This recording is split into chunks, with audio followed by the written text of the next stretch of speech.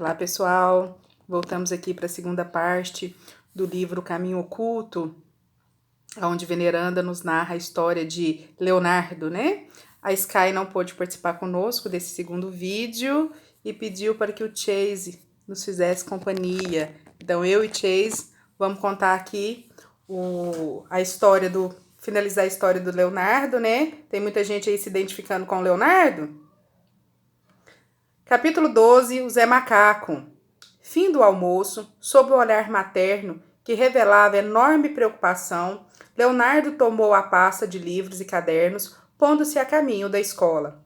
O sítio de seus pais localizava-se nas imediações de grande cidade, e o nosso amigo, durante o trajeto, num quilômetro da estrada marginada de grandes árvores, ia pensando consigo mesmo: como receberei os sinais do caminho para o céu? Em breves minutos, penetrava as ruas bem tratadas, onde outras crianças, não menos descuidadas, uniram-se a ele, rumando para o grupo escolar. Aproximava-se do estabelecimento de ensino, junto de 3 companheiros, quando avistou um pobre homem, esfarrapado, catando papéis velho. — Quem é aquele? Perguntou o menor dos colegas. Leonardo sorriu maliciosamente, dando a entender que havia encontrado excelente motivo para a brincadeira. Assobiou fortemente e respondeu em voz gritante: Zé Macaco! É o Zé Macaco! Não contente com isso, acercou-se do mendigo, dementado, e exclamou de modo estridente: Macaco! Macaco! O infeliz tentou reagir, espantando as crianças vadias, mas Leonardo tomou de uma pedra e atirou-lhe a cabeça, sem piedade. A vítima gemeu de dor e afastou-se à pressa para estancar o sangue que escorria abundante da testa quebrada. Receando os policiais, Leonardo e os outros meninos recolheram-se cautelosamente à casa da escola. Na escola, capítulo 13. Dentre em poucos, a campainha anunciava o início das aulas. O interior da sala dava prazer. A professora, muito cuidadosa, organizara ambiente de alegria, como sempre, enchendo o recinto com jarrões de flores. As carteiras limpas e bem dispostas convidavam à posição respeitosa. Contudo, Leonardo mantinha-se distante de qualquer sentimento de gratidão, parecendo cego a semelhantes bens. Enquanto a professora falava sobre geografia, procurava ele fazer troça. Assoviava para os colegas, procurava rixas, espetando o companheiro da frente com a ponta do lápis. E de minuto a minuto, declinava em voz alta apelidos e nomes feios. Debalde, a professora rogava silêncio, tocando o tímpano. O menino continuava sempre o mesmo, inconveniente e insubordinado. Na aula de canto, preparada com gosto pelas meninas bem comportadas, perturbou a ordem com arremendo de vozes de peru e macaco. Durante o recreio, fez-se valentão e meteu-se a brigar com 2 pequenos menores, os quais prometeu espancamento para o dia seguinte. A professora, conquanto gastasse muitos conselhos e promessa de castigo, suportou-o calmamente. Todavia, ao terminar as lições, contemplou-o com enorme tristeza, reparando, porém, que Leonardo não se dava ao trabalho de pensar que a mestra lastimava a conduta do aluno ingrato e desobediente. Capítulo 14. A merenda. À saída do educandário, como pusesse à mostra 2 grandes fatias de pão, com manteiga e queijo fresco, que lhe sobrara da merenda, aproximou-se Orlandino, o filho de uma lavadeira pobre, que lhe falou envergonhado. Leonardo, hoje ainda não comi nada. Tive medo de ficar atrasado nas lições e não quis perder a aula, embora viesse com bastante fome. Torcia as mãos acanhado por pedir, e porque o colega o fitasse com frieza, prosseguiu explicando.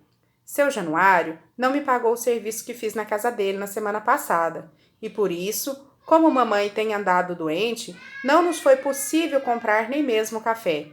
Leonardo não respondia, mas Orlandino, muito corado de vergonha, passou ao pedido direto, depois de uma pausa mais longa.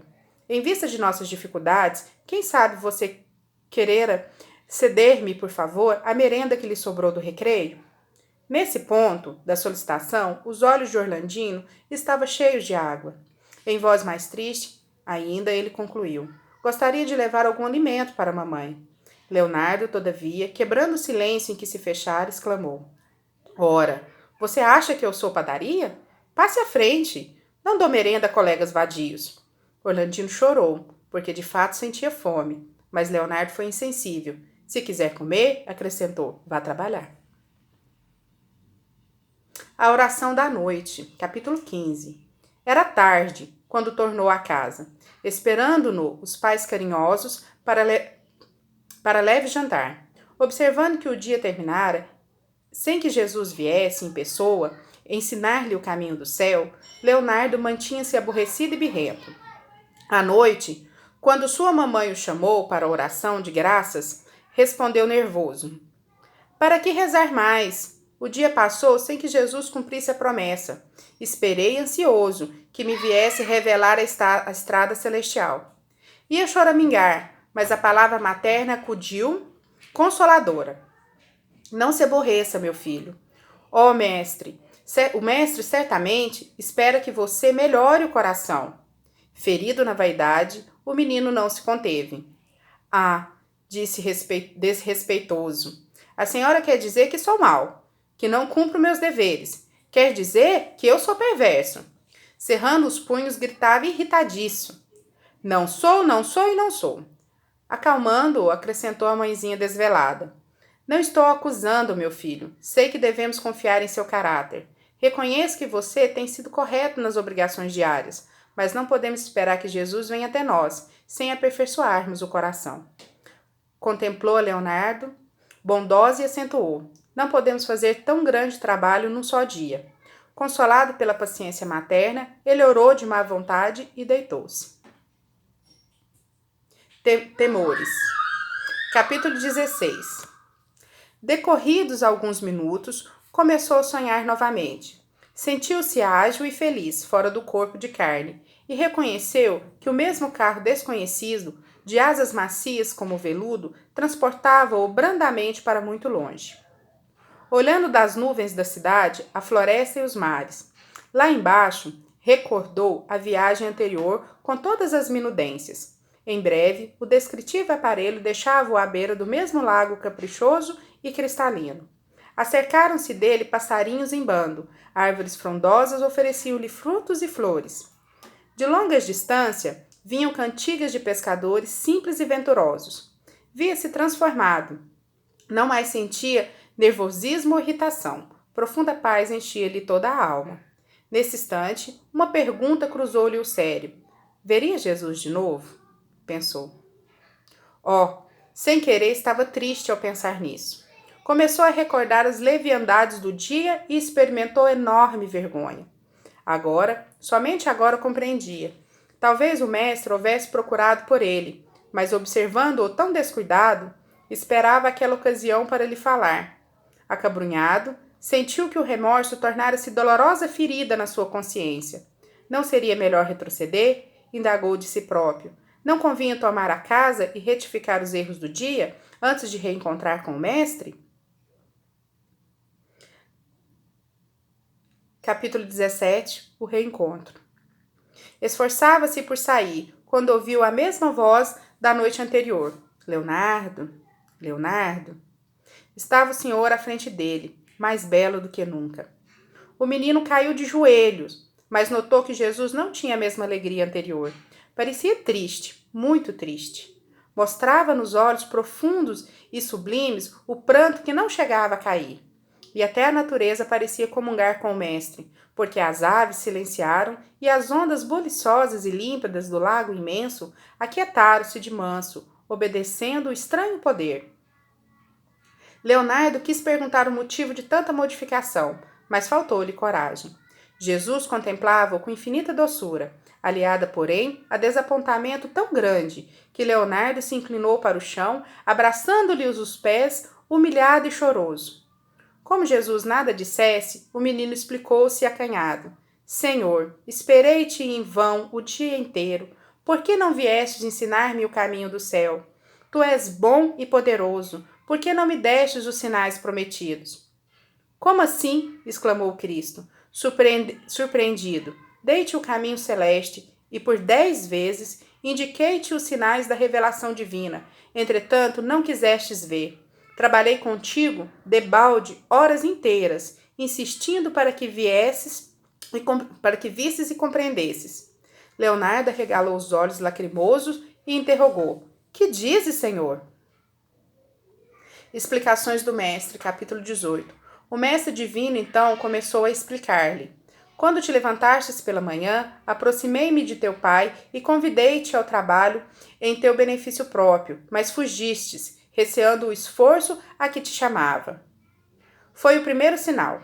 Acompanhei-te e fiz-te sentir a súplica silenciosa das laranjeiras tenras, atacadas pelas pobres formigas inconscientes, e esperei que tuas mãos me ajudassem na obra do bem, para que o pomar de tua casa fosse enriquecido. No entanto, não aceitastes o meu apelo e seguistes apressado. Conduzi-te, então, à vaca doente, que muitas vezes te atendeu à fome com um leite generoso, garantindo a fartura do lar paterno. Não quisesse socorrê-la, nem mesmo com uma gota d'água. Logo após, levei-te a auxiliar pobre ave ferida, que frequentemente ajudava teu pai nos trabalhos de horticultura, consumindo vermes daninhos. Mas longe de ampará-la, roubaste-lhes a proveitosa vida, necessária aos filhotinhos. Mais tarde, guiei-te à presença de velho servidor, cansado e enfermo, a fim de que te ajudasses a carregar pesada carga. Entretanto, negastes auxílio ao antigo cooperador de tua prosperidade doméstica. Sem desanimar com as tuas negativas, mandei um pobre menino à tua presença, para rogar-te um livro emprestado, a fim de que adquirisse um amigo fiel. Todavia, expulsaste-o sem caridade. Depois proporcionei-te ocasião de ser grato a Deus, oferecendo-te refeição substanciosa e sadia, mas insultastes a mesa paternal, pronunciando palavras inconvenientes. Em seguida, aproximei-me de modesto e doente varredor de rua, para que demonstraste respeito e amor ao próximo. Perseguiste-o a pedradas. Terminada mais uma experiência infrutífera, acompanhei-te à professora bondosa, esperando que revelastes boa vontade e reconhecimento. Preferistes, contudo, a perturbação e a vadiagem. Na escola, havia uma humilde criança com fome, que conduzia a tua presença, a fim de que lhe desse um pouco de pão que te sobrava, mas feriste-a com palavras de zombaria e negação. Finalmente, à noite, dei-te a oportunidade à prece de reconciliação e agradecimento. Atacastes, porém, tua mãe com frases grosseiras e queixas infindáveis. Leonardo estava perplexo. O caminho, capítulo 19. Leonardo estava perplexo. Entendia agora as visitas do mestre invisível. Tinha o rosto banhado em lágrimas e o coração entristecido. Mas como não guardava perfeita compreensão de tudo, arriscou-se a considerar ainda: Senhor, reconheço que não respeiteis os sinais que me destes. Estava cego. Perdoa-me e ajuda-me por amor ao Pai de bondade infinita. Os soluços de amargura íntima obrigavam a pequeno intervalo. O menino, porém, criou forças novas e perguntou: Contudo, Senhor, e o caminho para o céu? Jesus então sorriu benevolente e esclareceu: O caminho celeste é o dia que o Pai nos concede, quando aproveitado por nós na prática do bem. Cada hora, desse modo, transforma-se em abençoado trecho dessa estrada divina, que trilharemos até o encontro com a grandeza e a perfeição do Supremo Criador. E cada oportunidade de bom serviço durante o dia é um sinal de confiança de Deus depositada em nós. Quem aproveita o ensejo de ser útil, caminha para o alto e avança na senda sublime. Mas os que fogem ao trabalho edificante perdem o tempo e demoram-se à retaguarda, lutando com os perigosos monstros da preguiça e do mal.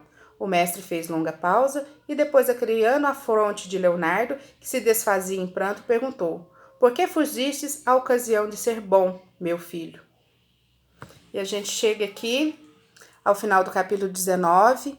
A gente tem uma sequência do capítulo 20, que é acordando de novo. E nós vamos fazer ele junto na aulinha, no grupo do nosso WhatsApp, para que a gente possa chegar a essa conclusão e ver o que Leonardo formulou ali para Jesus.